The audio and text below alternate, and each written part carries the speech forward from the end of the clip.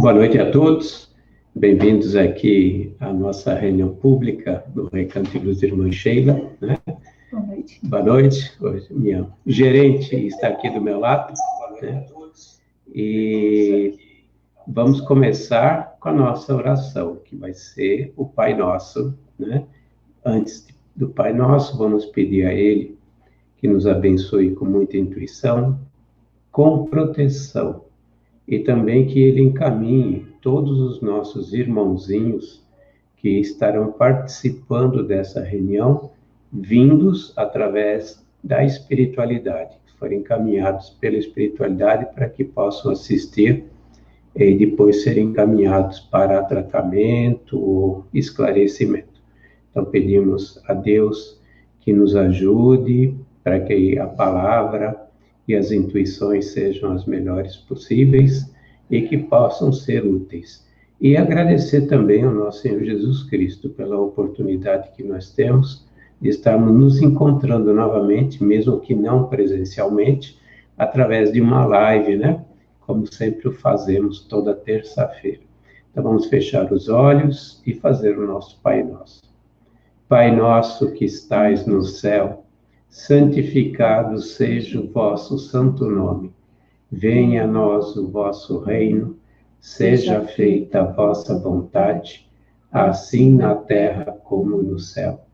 O pão nosso de cada dia nos dai hoje, perdoai as nossas ofensas, assim como nós perdoamos a quem nos tem ofendido. E não nos deixeis cair em tentações, mas livrai-nos, Senhor, de todos os males, porque teu é o poder, o reino e a glória para todos sempre. Que assim seja, graças a Deus e graças ao nosso Senhor Jesus Cristo. Bom, pessoal, nós não estamos ainda em atividade presencial, por motivos óbvios, né? E dificilmente esse ano voltaremos a atividades presenciais. Nem os passes, nem as atividades de cura estão acontecendo. O que nós fazemos, como eu falo toda terça-feira, são as nossas reuniões fechadas de esclarecimento a irmãozinhos, a espíritos que são levados para esclarecimento, para desobsessão, quando é o caso da desobsessão, e encaminhamento, quando estão por aí perdidos, sem saber o que fazer da vida, né? Depois de desencarnar, eles são levados para encaminhamento. Como eu comentei logo no começo dessa nossa live, alguns serão encaminhados logo depois da nossa live para esclarecimento e irem para postos de atendimento. Então, isso é muito comum, e inclusive aqueles que, porventura, estejam acompanhando vocês nessa live. Eu queria mostrar o nosso banner com relação ao drive-thru. O nosso drive-thru, conforme na legenda embaixo, né, no banner embaixo, vai ser dia 25 e 28 de novembro. Então, 25 e 28 de novembro, nosso drive-thru. E esses são os itens que ainda estão faltando. Vocês veem que infelizmente ainda tem muita coisa, né, para serem utilizadas para fazer nossas cestas. São necessárias para fazer as cestas, para atender aquela centena de famílias que, graças aos voluntários, graças aos doadores, estão recebendo cesta desde o início da pandemia. Ou seja, continuou a distribuição das famílias cadastradas, né? Elas são monitoradas, as cestas não são dadas a esmo, tem um critério, e é um trabalho que já tem mais de 3 anos, né? É um trabalho que já ocorre há mais de 3 anos, através do Domingo Fraterno. Então, isso é uma das coisas que eu queria comentar. A outra é com relação ao agradecimento a Andréia Meléu, que está nos transmitindo lá no Rio de Janeiro, né? Hoje ela entrou com o link, e também ao nosso querido, eu vou até colocar aqui, pronto para ficar registrado aí, né? Retransmissão da Doutrina Web Rádio, lá do Rio de Janeiro, para registrar aos nossos amigos cariocas, né? André Meleu, e a Rede Espaço Espírita, lá de Barra Velha, Santa Catarina, que retransmite para Santa Catarina, né? O Dorival Strello, o Juvan, que faz essa transmissão. Tem muitos que assistem lá de Santa Catarina, Florianópolis, naquela região de Florianópolis, São José, que acabam assistindo nossas transmissões, né? Então, nosso drive-thru será dia 25 e dia 28 de novembro, justamente para a gente fazer mais um passeio. Nós estamos em campanha, como vocês sabem, para nosso presente, nosso agrado, para as crianças e para os idosos, que são das famílias assistidas, né? Existem muitas crianças nas famílias assistidas e também muitas pessoas já idosas, e nós estamos querendo presenteá-los agora no Natal, graças à generosidade de vocês, com aquele kit, né? Eu nem sei se eu tenho ele aqui agora, marcado, depois eu coloco num dos intervalos, o telefone da Aureloise, né, que ela é o contato com relação às doações de todas essas coisas, né, que nós estamos falando, inclusive nessa parte do drive-thru. E uma coisa que é importante, na verdade, a instituição tem gente, né, a semana toda. Fim de semana é mais difícil, né, porque as pessoas saem, inclusive, para visitar familiares, e quem cuida, o José Caetano, que cuida do Recanto e Luz Irmã Sheila, também sai para ver a família, então, nem todo sábado, nem todo domingo ele está lá. Mas ele mora lá com a família. Então, durante a semana, chegando lá, é só apertar a campainha, e se por acaso ninguém atender, toca a buzina, né? Porque eles moram no fundo da chácara, e toca a buzina, que sempre tem alguém para receber. Né? E tem a Rita está indo 3 vezes por semana para fazer a limpeza, manter o cheiro, tudo em ordem, né? E durante o dia tem algumas pessoas que estão lá fazendo arrumação das cestas e assim por diante, né? Então, também no drive-thru nós colocaremos os livros da livraria à disposição, quem quiser comprar, para poder justamente continuar com o máximo possível de atividades dentro das restrições que nós vivemos hoje em dia, tá ok? Que mais? Com relação ao drive-thru, e olha que minha gerente não falou nada, hein? Eu vou depois puxar a orelha dela. Nós também aceitamos doações de ração. Estava esperando. Para o pet, né? Eu fiz assim, mas não foi um beliscão, não. Aqui coçou mesmo aqui, onde nós estamos, tem os pernilongos, então coçou aqui, então não foi beliscão. Então, nós temos as rações, porque nós damos para os gatos e para os cachorros dessas famílias, né? Assistidas, essas famílias assistidas. Você sabe que a espiritualidade, alguns meses atrás, através da Casa da Marcela, em Jacareí, né? Através da médium de cartas consoladoras, a Fernanda Cassal, que continua fazendo cartas, mas também através de programas desse tipo, online, às quartas-feiras, né? Então, na realidade, ainda temos algumas atividades de cartas consoladoras na Casa da Marcela. E lá, a espiritualidade entregou esse trabalho para eles e para nós, para que nós também assistíssemos os animaizinhos dessas famílias, porque elas estão passando também muitas dificuldades. Então, agradecemos de antemão, graças a vocês, foi possível manter esse trabalho, não só das rações, mas das cestas, até o dia de hoje. E tomara a Deus que a gente consiga ultrapassar esse 2020 dessa forma, e oxalá, nos primeiros meses de 2021, a gente consiga manter a atividade, né?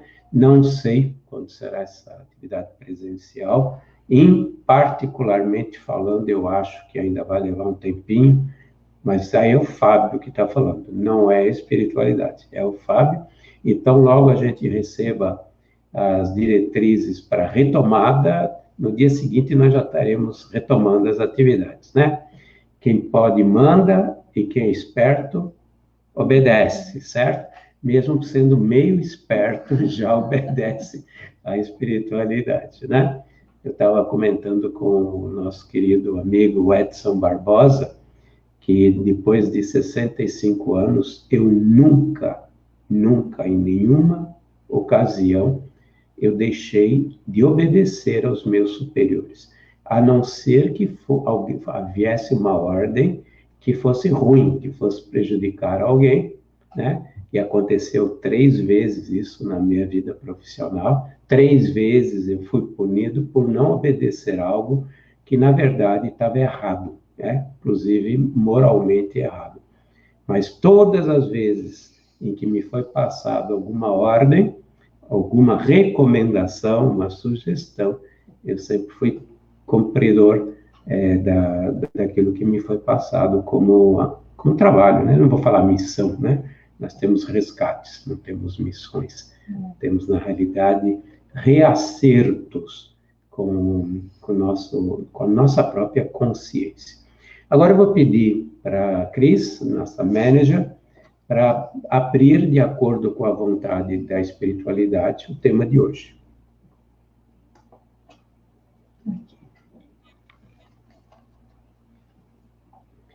Quantos há? Antes de mais nada, como sempre, o Evangelho segundo o Espiritismo, né? Está no capítulo 13, mas não vai dar azar para nós, tá certo? Vai dar azar para quem não está fazendo o que diz a leitura. E no item 2, do capítulo 13, que a vossa mão esquerda não saiba o que dá. O que dá a mão direita, né? Quantos há que não prestam um serviço, senão com a esperança de que o beneficiado irá gritar o benefício sobre os telhados, que na claridade darão uma grande soma, e na sombra, porém, não dariam nem uma moeda, né? Por isso Jesus disse: aqueles que fazem o bem com ostentação já receberam a sua recompensa. Com efeito, aquele que procura a sua glorificação sobre a terra, pelo bem que fez, já pagou a si mesmo. Deus não lhe deve mais nada, porque já receberam a recompensa aqui na terra. Não lhe resta a receber, senão a punição do seu orgulho, né? Que a mão esquerda não saiba o que a mão direita dá. É uma figura que caracteriza admiravelmente a beneficência modesta. Mas se há modéstia real, existe também a modéstia simulada, o simulacro da modéstia. Há pessoas que escondem a mão que dá, tendo o cuidado de lhe mostrar um pequeno pedaço, olhando se alguém não viu e esconder. Você fazem até de propósito, dão uma esmola, fingem que é oculta, mas deixa um dedinho mostrando que está entregando uma esmola, né? Está entregando, fazendo a caridade. Somente a cor da notinha. A cor da notinha, né? Para saber se é uma nota de 100, 50 ou 10. Olhando se alguém não a viu esconder. Indigna paródia das máximas do Cristo. Se os benfeitores orgulhosos são depreciados entre os homens, que será deles, pois, perto de Deus? Estes também receberam sua recompensa sobre a terra. Foram vistos, estão satisfeitos de terem sido vistos. É tudo o que terão, né? É bom lembrar daquela situação da viúva, entregando as 2 moedas, o óbolo da viúva, que está lá no Evangelho de Mateus, e que Jesus estava com seus apóstolos dentro do gasilófilo, onde se recebiam as doações, né? era o local onde os judeus iam lá entregar o seu óbolo, e entra aquele senhor, jovem, por sinal, rico, com muitas pessoas em volta, fazendo barulho, tocando instrumentos, porque estava trazendo a oferta dele para a sinagoga, né? E estava depositando para que todos vissem. E aquela viúva lá escondida, né? Que ninguém viu, só Jesus que percebeu que ela estava entregando as 2 únicas moedas que ela tinha escondida e com vergonha, porque era a única coisa que podia dar e era a única coisa que tinha. Ela, naquele dia, ela não tinha mais nada. Aquelas 2 moedas eram o que ela dispunha, inclusive para a própria alimentação, né?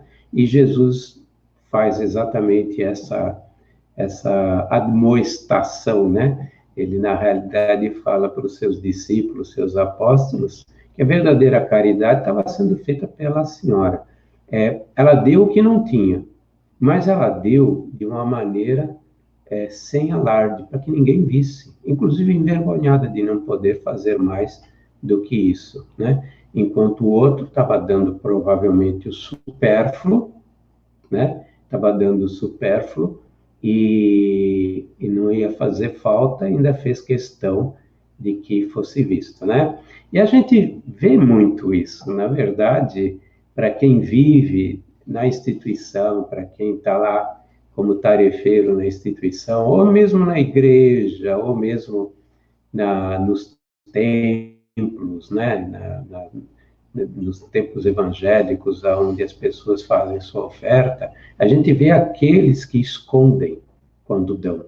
Realmente, vão lá, eu vejo no Sheila, lá na última caixinha, lá atrás, né? Curiosamente, é onde todo mundo passa para fazer cirurgia, mas onde é que é a caixinha que tem mais doações? Aquela perto da cantina. Por que perto da cantina, né? Fiquei me perguntando, por que perto da cantina e não aquela lá no fundo, né? E muitas vezes existem doações de aporte grandes na última caixinha, onde ninguém viu, onde ninguém absolutamente viu, né? E a gente também passa por situações que seriam hilárias se não fossem tristes, né? Pessoas que fazem alarde das doações que passam e depois elas fazem a limpeza do seu quintal e mandam para o Sheila, né? Em vez de realmente contribuir por vontade, assim, por coração, na verdade fazem uma faxina, entregam para o Sheila e avisam várias pessoas. Várias pessoas ficam avisadas das doações, né? Para mim, não faz diferença nenhuma.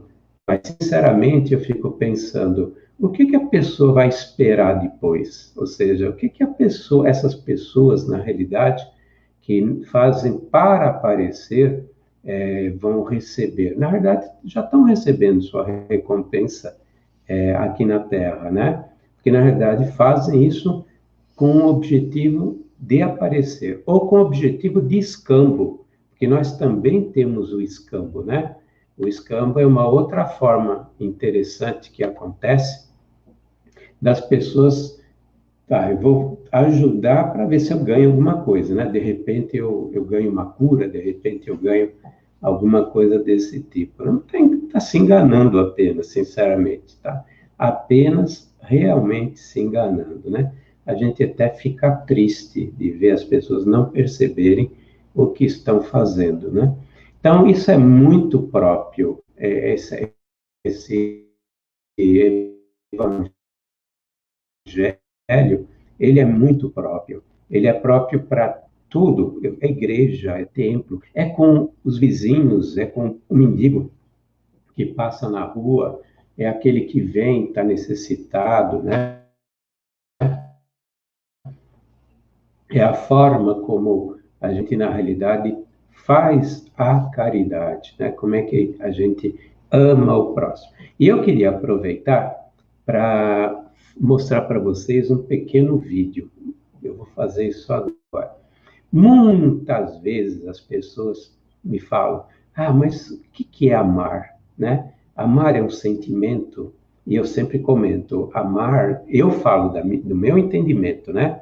Um dia vai ser um sentimento. Eu tenho certeza que para Jesus é um sentimento extremamente forte, que não compreendo esse sentimento. Eu não sei que sentimento isso é, né? Nosso estágio evolutivo, nós podemos entender que amar é uma atitude. Tanto que Jesus, quando explicou para nós, lá em Mateus, no capítulo 7, que ele explicou lá para os discípulos o que era amar, ele falou assim, ame com todo o coração. Ele não falou, ame com todo o coração o teu próximo. Ele disse, fazei aos outros o que gostarias que vos fizesseis. Ou seja, uma atitude, é um comportamento e é uma ação.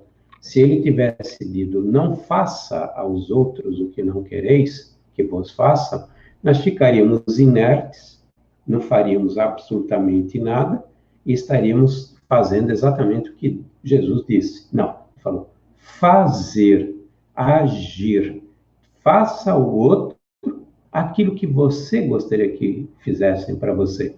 Você é o termômetro. Está passando necessidade, a gente gostaria que alguém levantasse uma mão e ajudasse, né? E não ficasse recriminando você, porque você não foi capaz de alimentar a sua família, né? Muitas vezes eu vejo isso com jovens, né? A gente tem aquele jovem que passa, pede ajuda, e a gente sabe, né? A gente sabe, muitas vezes, através da própria espiritualidade, que ele tem um transtorno mental. Então, o jovem parece que está com saúde, parece, desculpe o termo, parece que é um vagabundo, que está querendo se aproveitar de alguém, mas ele não tem condições de trabalhar, não tem condições de ajudar, né? Ou aquelas criancinhas que ficam muitas vezes no semáforo, né, no farol, né? Ou é carioca ou é paulista, você pegue como quiser. Sinaleira. Sinaleira, né? Tem várias maneiras de chamar o nosso farol, e a gente fala, até tem um vagabundo que está aproveitando. Só que se aquela criança não trazer o gigolô da criança, né? Não trazer algum benefício naquele dia, ela é capaz de apanhar, além de passar fome, porque ela está lá em defesa, não tem condições de se defender. E sabe lá o que acontece. Então, eu lembro, e eu vou repetir, eu falei hoje, por acaso, né? Para estar conversando com a Cris sobre isso, e eu falei que um dia estava lá o Chico, passou uma pessoa que costumava beber e pediu um trocado, e o Chico deu. E o colega que estava do lado do Chico falou, mas Chico, ele vai beber em cachaça, você está ajudando ele? E ele respondeu, então, mas é o que ele precisa hoje. Engraçado, né? O que ele precisa hoje. Olha a profundidade do que o Chico disse naquele momento. Óbvio que ele estava numa condição melhor do que nós para fazer um julgamento, né? Ele, na realidade, percebeu, talvez até tenha ouvido alguma coisa da própria espiritualidade, dizendo, não, dá para ele, mesmo que seja para beber, né? E a gente fala, mas é um bêbado, estamos incentivando a bebida. Talvez tenha sido o que fez com que ele passasse aquele dia sem se suicidar. Ou talvez não tivesse passado aquele dia vivo por causa do frio. A gente sabe que em Uberaba, em Pedro Leopoldo, é muito difícil alguém desencarnar por causa do frio. Mas quantas pessoas acabam bebendo para poder justamente se sustentar? Ah, vai dizer, mas tem as ações sociais, as prefeituras ajudam. Não é verdade. Tem prefeituras que fazem um trabalho maravilhoso de assistência a quem está na rua, tá certo? Tem prefeituras que fazem um trabalho muito bom, mas tem municípios que, infelizmente, o descaso, a situação é calamitosa, né? Então, é fácil a gente julgar, a gente não está na posição, né? E se nós estivéssemos lá? E se nós fôssemos aquela pessoa? Se nós tivéssemos passado por todos os transtornos, todas as dificuldades que aquela pessoa passou? Se nós reclamamos o tempo todo, porque às vezes o feijão está um pouquinho mais salgado, ou porque não está dando para comprar o arroz parbolizado, ou por causa disso, ou por causa daquele outro, quando nós estamos tão repletos de bênçãos, né? Nós devíamos agradecer a todo instante as nossas bênçãos, a tudo aquilo que a gente recebe de Deus. Nós podemos dizer que somos muito ricos. Nós todos somos muito ricos, né?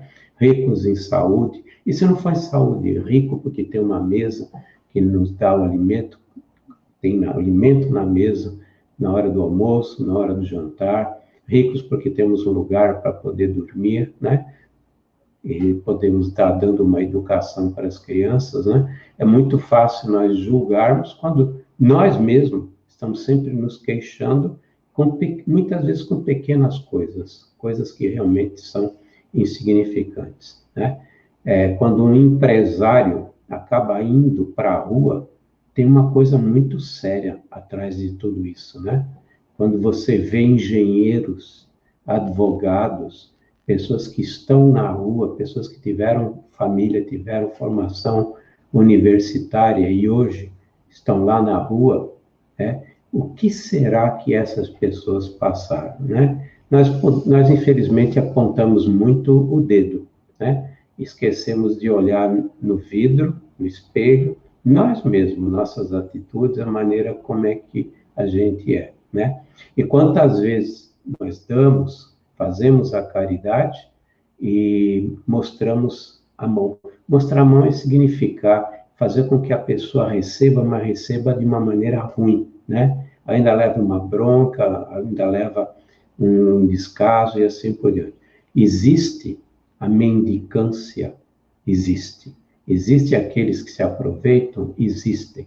Existem espíritos encarnados, assim como desencarnados, que na realidade eles se aproveitam dos outros. São infelizes, porque o destino deles será muito infeliz, né? Mas como é que a gente separa um do outro? Como é que nós temos capacidade de separar uma coisa da outra? Eu lembrei de mais um detalhe, depois eu mostro o vídeo, né? Mas eu sigo o que a pessoa fica buzinando aqui, né? Então eu tenho que seguir, né? Uma vez, isso caiu para mim, caiu uma máscara para mim mesmo, aquelas pessoas que se pintam de palhaço, em Ribeirão tem, né?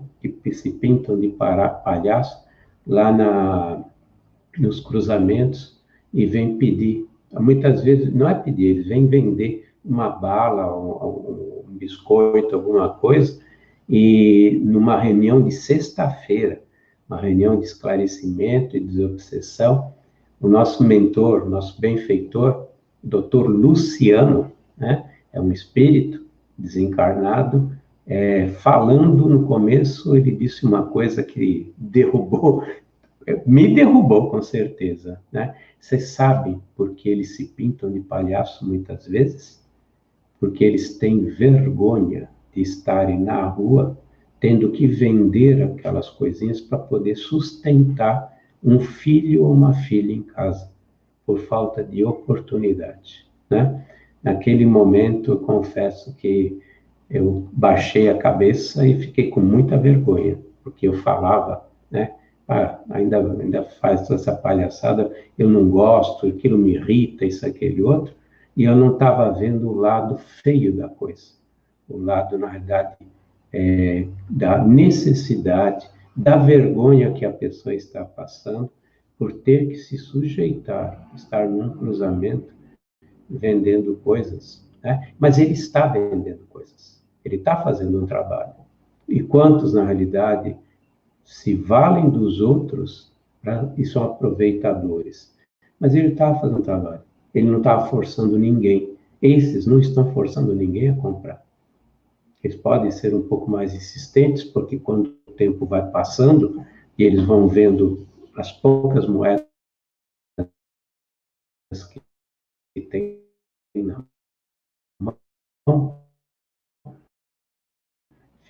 ficam preocupados com a noite, de verdadeiro sentido da caridade. Tudo isso para mostrar o vídeo, porque eu sempre comento que Caridade e amor é uma atitude, não é um sentimento. Nós não estamos num estágio evolutivo que permite entender sentimentalmente o que é amor ao próximo. Eu vou mostrar esse vídeo agora para vocês.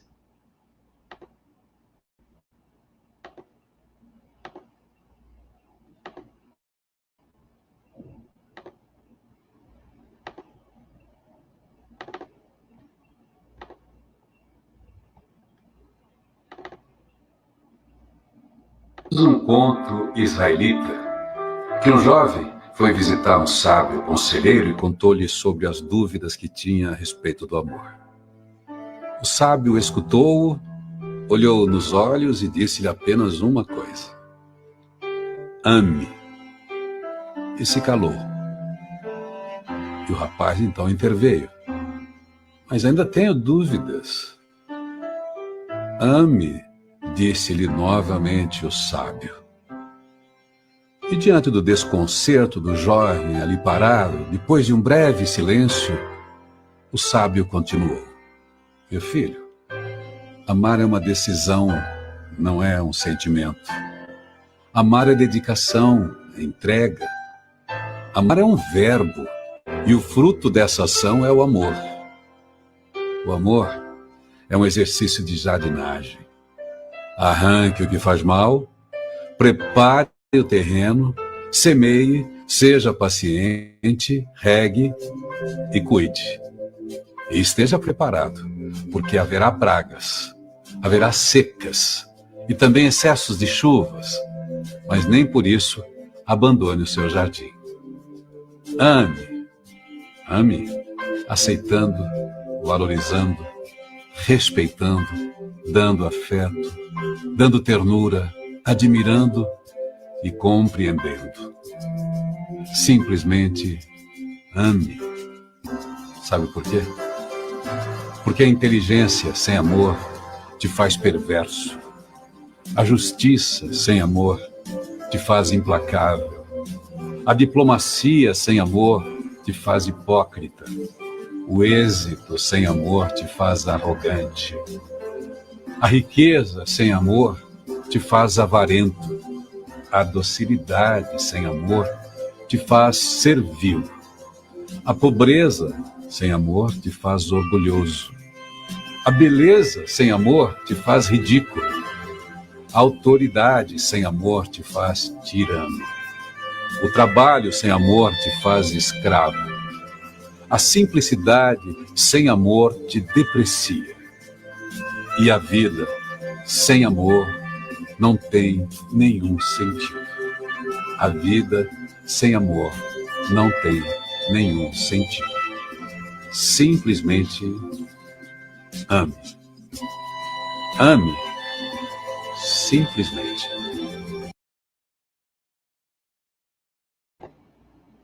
Bonito, né? Na verdade, é a síntese do que Jesus nos pediu que fizéssemos, né? Então, velho sábio falava a mim. E eu lembrei que o evangelista João, no final da sua vida, ele viveu um bocado de tempo, né? Dizem que ele chegou até o ano de 102, 103. Então, ele deve ter chegado aos 90 anos de idade, talvez até um pouco mais do que isso. E quando perguntavam como é que se conseguia chegar, não à santificação, mas a ser perfeito, como é que as pessoas se tornavam perfeitas? E ele dizia apenas ame, né? Ele não dizia para seguir o mandamento, os 10 mandamentos, ele falava ame, só ame, ame como Jesus te amou, ame, né? Ou seja, agir dessa forma. Nós não somos perfeitos, estamos num mundo de provas e expiação, temos muito cascalho para tirar das nossas costas, isso vai levar milhares e milhares e milhares de anos, então é ilusão achar que nós podemos agir e ser como santos, mas podemos trilhar esse caminho. Esse caminho, né, tem uma direção, então que se dê sempre um passo nessa direção. Uma longa jornada, mesmo de 1000 dias, o importante é você viver cada dia dessa jornada ao longo desses 1000 dias, né? Como diz o provérbio chinês, né? E ela tem que ser feita, ou a escada de Jacó, como o Dr. Xavier, ou seja, o Dr.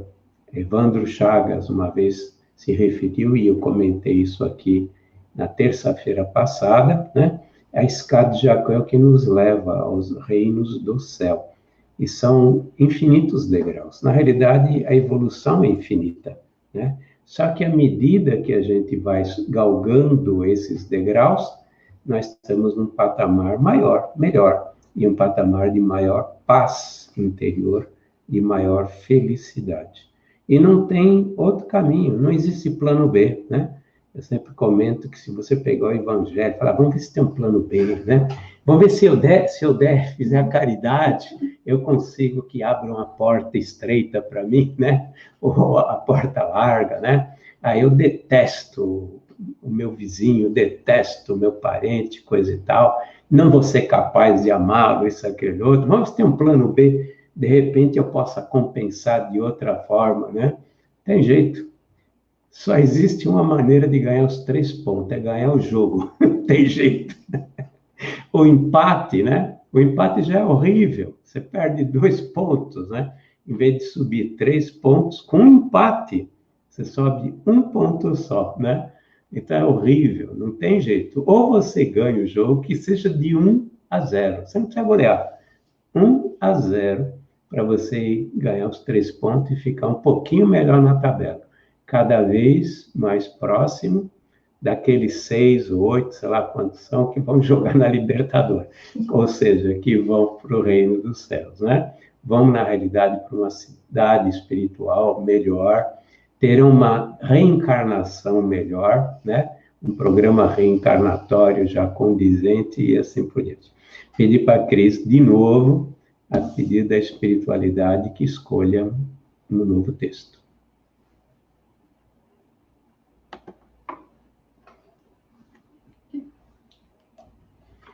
Antes, onde que é? Aqui. Antes de ler, eu queria falar para Belkis Lula Araújo, que de fato no Nordeste é sinal, né? É sinal. Mesmo em Natal, viu, Belkis? Bom, vamos no capítulo 19. A fé transporta as montanhas. E é o poder da fé. No item 1, quando veio até o povo, o homem se aproximou dele, lançou-se de joelhos aos seus pés e lhe disse: Senhor, tem piedade de meu filho, que está lunático e sofre muito, porque ele cai frequentemente no fogo e frequentemente na água. Eu o apresentei aos vossos discípulos, mas não o puderam curar. E Jesus respondeu dizendo: Ó raça incrédula e depravada, até quando estarei convosco? Até quando vos sofrerei? Trazei-me aqui essa criança. E Jesus, tendo ameaçado o demônio, ele saiu da criança, que foi curada no mesmo instante. Então, os discípulos vieram a Jesus em particular e disseram: por que não pudemos nós outros expulsar esse demônio? Jesus lhes respondeu: é por causa da vossa incredulidade, porque eu vou-lo digo em verdade. Se tivesseis fé como um grão de mostarda, direis a essa montanha: transporta-te daqui para ali, e ela se transportaria, né? Hoje eu recebi de um amigo meu dos Estados Unidos. Eu trabalhei numa empresa e ele também trabalhava nessa mesma empresa. E quando eu me aposentei, ele se aposentou, eu continuei cuidando do Sheila e ele continua a cuidar de uma congregação de 7 igrejas presbiterianas na região de Nova York e New Jersey, naquela região. Ele era o vice-presidente da congregação presbiteriana E todo santo dia ele me manda uma mensagem muito bacana, e muitas vezes o que eu precisava, era exatamente o que eu estava precisando. Tanto que a Cris diz que ele é um bruxo. Um amigo bruxo. Ele é um amigo bruxo, né? John Ogre é o nome dele. Olha que trabalho maravilhoso ele está fazendo, cuidando de uma congregação numa igreja presbiteriana. E, aliás, eu faço isso muitas vezes. Eu queria fazer um comentário. A quantidade de obra social que é feita nos Estados Unidos pela igreja colocaram os Estados Unidos como o país mais caridoso desse planeta. E eu não estou falando em quantidade monetária, eu estou falando em número per capita de pessoas que fazem trabalho social em benefício das pessoas carentes, necessitadas. Nós, que falamos tanto em caridade, nós estamos em 7º lugar aqui no planeta, pelo menos num censo ocorrido em 2010, nós estamos em 7º lugar como povo mais caridoso. Não fala em quantidade, é pessoas que se dispõem a ajudar. E os americanos, muita gente fala muito mal dos americanos, né? Que eles são materialistas, isso, aquele outro, eles estão em 1º lugar. E o censo não é deles, né? É de uma entidade europeia que faz esse tipo de censo. E essa igreja faz, essa congregação do John Ogre faz muito trabalho social, né? Estados Unidos também tem muita dificuldade, apesar da renda per capita, existem bolsões de pessoas que sofrem muito, principalmente pessoas que vivem ilegalmente no país, né? E pessoas doentes, pessoas que não têm condições de tratamento e assim por diante, né? Então, ele me mandou uma frase, tudo isso para dizer que a frase estava em inglês e dizia o seguinte: muitas vezes, o impossível é porque não tentamos. Se tivéssemos tentado, o impossível seria possível, né? Então, o impossível, muitas vezes, é porque não tentamos, né? E o nosso doutor Arthur Neiva, o benfeitor responsável por esse trabalho gigantesco que a espiritualidade realiza, e o Recanto e Luz é um dos lugares em que esse trabalho gigantesco é realizado. Ele diz: não tentar é o mesmo que não fazer, né? Dr. Arthur Neiva diz: não tentar é o mesmo que não fazer. E isso nós aplicamos para muitas coisas, e todas as duas coisas estão relacionadas com a questão da fé. Quantas pessoas já se dão por derrotadas e não tentam, né? Quantas pessoas poderiam tentar buscar a cura e não tentam a cura, porque acham que já estão derrotadas. E isso é muito comum dentro do meio espírita, porque com a história do karma, muitas dizem: mas é porque eu devo ter matado minha mãezinha 4 vezes na reencarnação passada, então agora eu estou pagando meus pecados. E já vem derrotado. Por isso que nos tratamentos de cura, lá no Recanto e Luz Irmã Sheila, e o Edson é um dos primeiros a fazer isso, a fazer com que as pessoas reavivem a fé, né? Façam com que, na realidade, eles tenham um pensamento positivo, porque qualquer um pode sair curado, né? Se tiver necessidade do programa reencarnatório passar por uma dificuldade, vai. Mas quem disse que a doença não foi um chamamento? Quem disse que a doença não foi uma forma de atração? Se você se dá por desenganado, você se dá como derrotado, obviamente que não vai conseguir. Por isso que o Dr. Stephanie, o Dr. Arthur Neiva, que nós conhecemos pelo Dr. Stephanie, ele diz: não tentar é o mesmo que não fazer, né? Que condiz com a frase do meu amigo americano, né, o John Ogre, né, que muitas vezes o impossível é porque não tentamos, né? E vamos falar em poder do pensamento, porque Jesus ele foi muito enfático nessa questão de poder transportar uma montanha, né? Voltamos àquele exemplo do Masaru Emoto, que aparece na internet, em que um cientista japonês, utilizando protocolos científicos, provou que pelo pensamento nós podemos mudar a estrutura de uma molécula, né? Que no caso era água. Ele usou protocolo científico, está provado. A ciência não tem mais como negar o que esse Masaru Emoto, esse doutor japonês, mostrou, porque na verdade ele provou que nós temos capacidade de alterar a estrutura molecular. E no caso, ele fez isso com a água.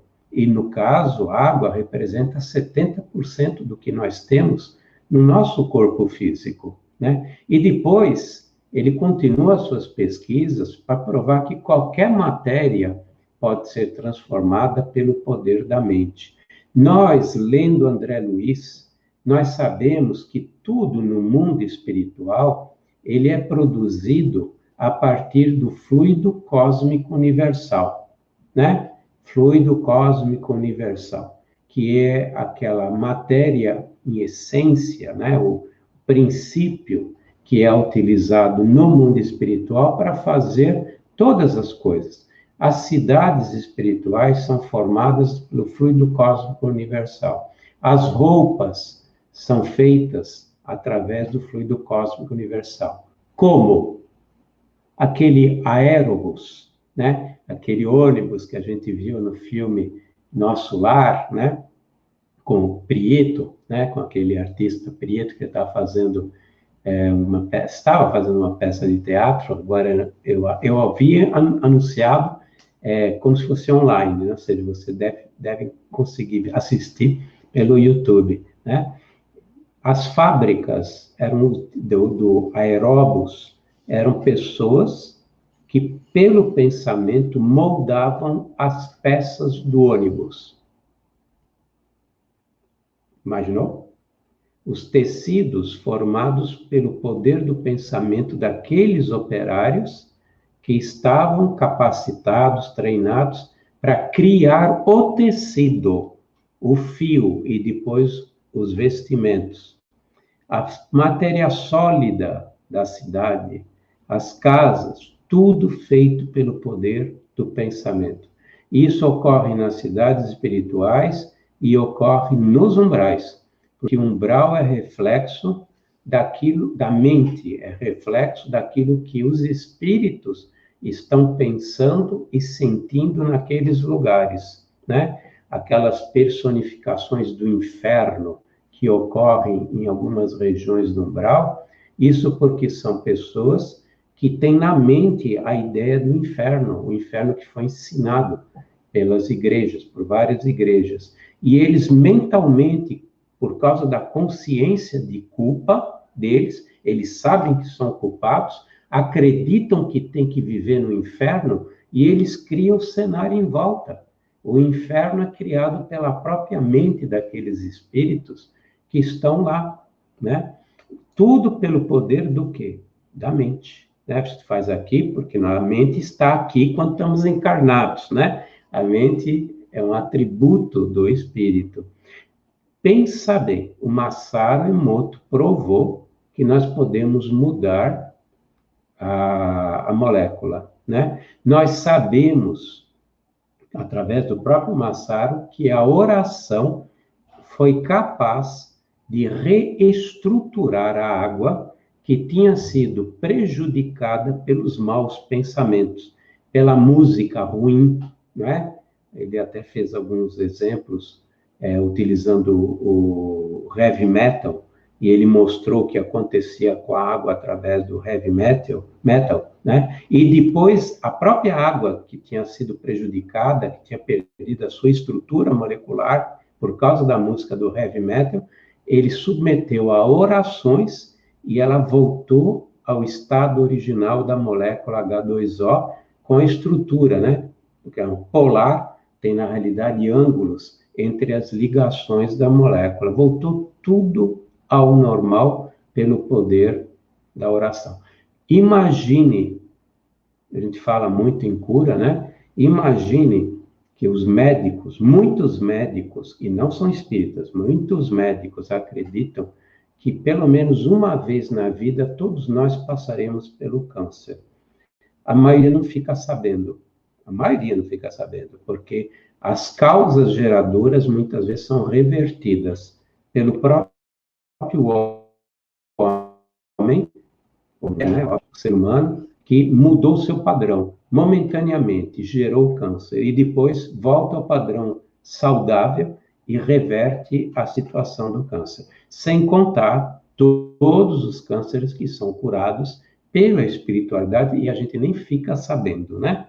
Que acontece graças ao nosso anjo da guarda, que vai buscar ajuda quando a gente necessita.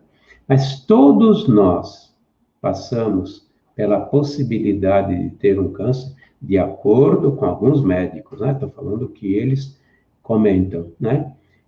Porque se reverte, porque ocorre, porque se reverte. Pelo poder dos nossos sentimentos, das nossas emoções.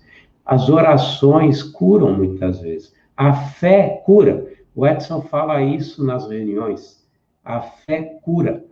O Jesus falou isso nas reuniões. O Edson não é Jesus, mas ele repetiu o que Jesus disse. A fé te curou. Vá e não peques mais, né? Jesus dizia, a fé te curou. Aquela mulher que tinha aquele sangramento há tantos anos e não conseguia ser curada, ela falou, eu vou tocar as vestes do mestre, porque eu tenho certeza que eu vou me curar. E ela tocou, né? E Jesus percebeu, porque sentiu fluidicamente que tinha sido tocado, né? De alguma forma, isso pode ser psicoesfera, não precisa necessariamente ter sido a roupa, né? E ele disse que alguém havia tocado nele, né? Alguém tinha, na realidade, absorvido alguma coisa dele, né? E ele vira e fala para a mulher, né, que a mulher tinha se curado, a fé te curou, né? Na realidade, por quê? Porque ela acreditou realmente na cura, na capacidade. Pedro, o apóstolo Pedro, diz a história, as biografias de Pedro, né? Está em Atos dos Apóstolos, isso é depois de Jesus, que quando sabiam que Pedro passaria por uma determinada via, determinada estrada lá na Palestina, eles colocavam os doentes para que a sombra de Pedro, através do sol, passasse pelo doente, né? Passasse pelo doente para que ele se curasse. Isso, inclusive, está em biografias que foram escritas pela própria igreja, né? O Teg Dassori é um dos maiores biógrafos da vida de Pedro, ele é da Igreja Católica Apostólica Romana, ele tem alguns livros escritos a respeito do apóstolo Pedro, ele comenta exatamente o poder da cura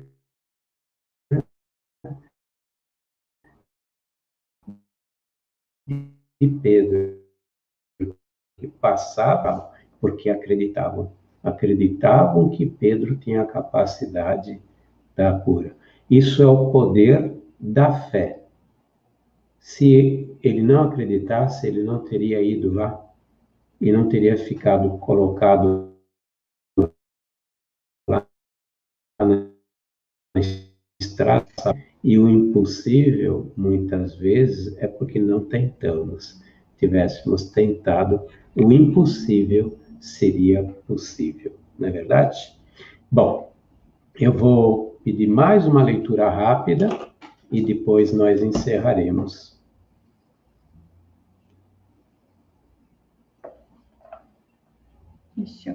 Quer ler de novo? Abrir de novo?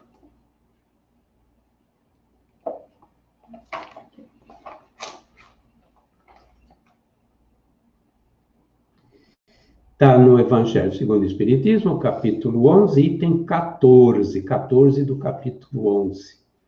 Deveis àqueles de quem falo o socorro de vossas preces, é a verdadeira caridade. Não é preciso dizer de um criminoso, é um miserável. É preciso o expurgar da terra. A morte que se lhe inflige é muito suave para um ser dessa espécie. Olha que coisa horrorosa para falar. Não é assim que deveis falar, né? Olhai vosso modelo, Jesus. Vou falar por causa da política agora, né? Eu não tenho candidato, não voto em Ribeirão, tá certo? Não faço questão, mas vamos pensar no que a gente está ouvindo, mesmo entre os espíritas, né? Quantos espíritas falam? Aquele cara é um miserável, antes tivesse morrido. Tem tanta gente boa que morre de câncer, porque o carga d'águas o cara não morre, não é? E aqui diz o Evangelho, né? Olha como cai bem para nós. Não, não é assim que deveis falar. Olhai vosso modelo, Jesus. Que diria ele se visse esse infeliz perto de si? Iria lamentar-se, considerá-lo como um doente bem miserável e lhe estenderia a mão. Não podeis fazer isso em realidade, mas pelo menos podeis orar por ele, assistir seu espírito durante alguns instantes que deve ainda passar sobre a vossa terra, né? E, aliás, diz o ditado popular que a gente não deve nunca cuspir para cima. E eu faço uma emenda. Além de não cuspir para cima, a gente não tem que cuspir para frente, porque se tiver um vento em direção contrária, vai cair em cima da gente. E quando a gente voltar para o mundo espiritual e estiver fazendo aquela revisão bibliográfica da vida, sabe? Sabe aquela revisão, né? Que o Clarencio, não foi o Clarencio, mas o Clarencio não era o caso, mas aquela revisão que o pessoal faz só dos últimas 3 reencarnações, porque não aguentaria saber o que fez nas outras reencarnações, sabe? E era um espírito de luz, né? Eu agora não lembro o nome, tenho certeza que o Edson deve lembrar o nome, né? Mas tem uma senhora, um casal que ia voltar, já eram senhores que estavam cuidando de uma colônia espiritual, e só por os últimos 200 anos de reencarnação, né? Porque eles não aguentariam saber o que fizeram, e eram chefes de uma colônia espiritual, e estavam voltando para cá, numa reencarnação para cá. Então, se a gente fica falando mal dos outros, a hora que voltar e abrir o livro da vida, né? E só as primeiras páginas, porque eles não mostram tudo, e a gente descobrir quão canalha nós fomos, o que nós fizemos de errado. Vai ficar chato, né? Vai ficar chato. E não adianta ficar quieto, porque no mundo espiritual, eles leem o pensamento. Aqui, a gente fica quietinho, né? Com aquela cara de paisagem, fica pensando o que quer dos outros, falando o que quer dos outros, né? Imaginando o que quer, sabendo que ninguém está sabendo. No mundo espiritual, você pensa qualquer bobagem, está lá o espírito do teu lado, fala assim, tenha caridade, meu filho, não pense dessa forma, e assim por diante, né? Olha que papelão, né? Que papelão a gente vai passar numa situação dessas, se a gente não se frear. Então, eu prefiro ficar quieto, fazer a cara de paisagem, ter dó dessas pessoas, porque essas pessoas que estão fazendo muito mal, elas, na realidade, vão sofrer muito, tanto quanto nós sofremos séculos passados. E nós estamos sofrendo coisas que quem está à nossa frente, se olhasse para nós, ficaria com dó, sabendo que o que nós sofremos é consequência dos nossos erros. Então não adianta ficar cuspindo, porque, na verdade, o vento sempre é desfavorável e acaba fazendo com que caia na nossa cabeça. Bom, pessoal, fico muito contente mesmo de ter estado aqui com vocês novamente, né? E vamos pedir a Nossa Senhora Maria, Mãe de Jesus, esse ser iluminado que aceitou a missão de receber Jesus há 2000 anos, e que teve que passar pelos sofrimentos que ela passou, e que hoje ela se incube, ela decidiu que toda a humanidade terrestre é filho dela, né? E ela não faz distinção de quem é filho dela. Maria desce aos vales mais miseráveis desse planeta para resgatar espíritos como esses que nós falamos mal, e principalmente num período como hoje. Então vamos fechar os nossos olhos e fazer uma Ave Maria. Ave Maria, cheia de graça, Senhor é convosco. Bendita sois vós entre as mulheres, bendito é o fruto do vosso ventre, Jesus. Santa Maria, Mãe de Jesus, rogai por nós, pecadores, agora e na hora de nosso decesso celular, nosso desencarne, nosso desenlace. Que assim seja. Um beijo no coração de vocês.